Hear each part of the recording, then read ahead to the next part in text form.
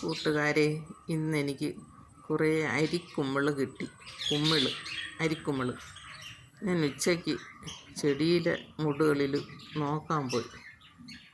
അപ്പോഴാണ് കുമ്മിൾ വിരിഞ്ഞ് നിൽക്കുന്നത്. ഇതാ ചെടിയുടെ എൻ്റെ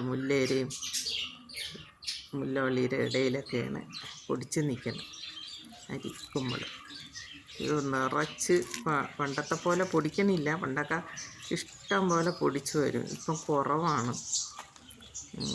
ഇന്നലത്തെ മഴയും ഇടിയും വെട്ടിയ പണ്ട് എൻ്റെ അമ്മച്ചിയൊക്കെ പറയും, മഴയും ഇടിയൊക്കെ വരുമ്പോഴത്തേക്ക് ആദ്യത്തെ മഴയത്ത് ആണ് കുമ്മിൾ വിരിയണമെന്ന് പറയും. ഇന്നലെ ഇടിയും വെട്ടി മഴയും പെയ്തുകൊണ്ടായിരിക്കും, വേനൽ മഴ കിട്ടിയതുകൊണ്ട്. ഇത് ഞാൻ ഇന്ന് പറിച്ച് വെച്ചേക്കണ കുമ്മിളാണ്. ഇന്നെനിക്കൊരു മെഴുക്ക് പുരട്ടി ഉണ്ടാക്കാം.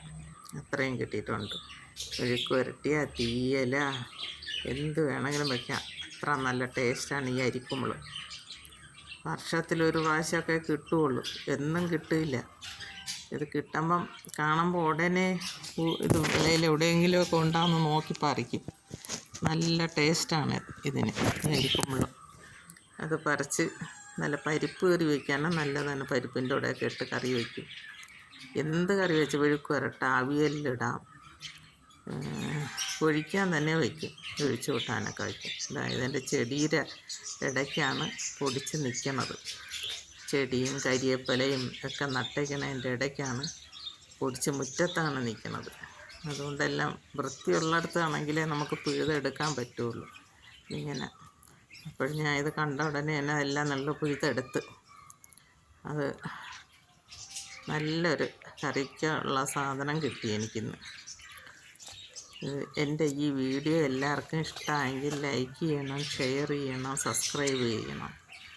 ഇത് നോക്കിക്കൊള്ളണം, കണ്ട പൊടിച്ചിരിക്കണം, കണ്ട അത്രയും കട്ടിക്കാണ് പൊടിച്ചിരിക്കുന്നത്. ഇപ്പോഴും പുഴുതുകൊണ്ട് നല്ലതായിട്ട് കിട്ടി. ഇത് നാളത്തേക്കാണെങ്കിൽ ഉടനെ പുഴുത്തു പോവും.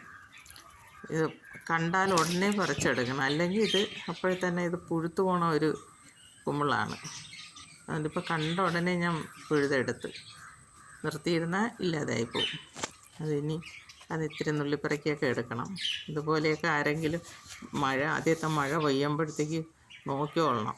കരിയിലൊക്കെ കിടക്കണതിൻ്റെ അടിയിലായിരിക്കും പൊടിച്ച് വരണം. ശ്രദ്ധിച്ച് നോക്കിയാലേ കാണാൻ പറ്റുള്ളൂ. കരിയിലയൊക്കെ കൊണ്ടുവന്ന് ചെടിയുടെ മൂട്ടിൽ വെയിലുള്ളാതെ വെച്ചിരുന്നപ്പോഴാണ് അതിൻ്റെ അടിയിലാണ് ഇങ്ങനെ പൊടിച്ച് കയറിയത്. കരിയേപ്പിലയൊക്കെ നിൽക്കണതിൻ്റെ മൂട്ടിലാണ്. ഇത്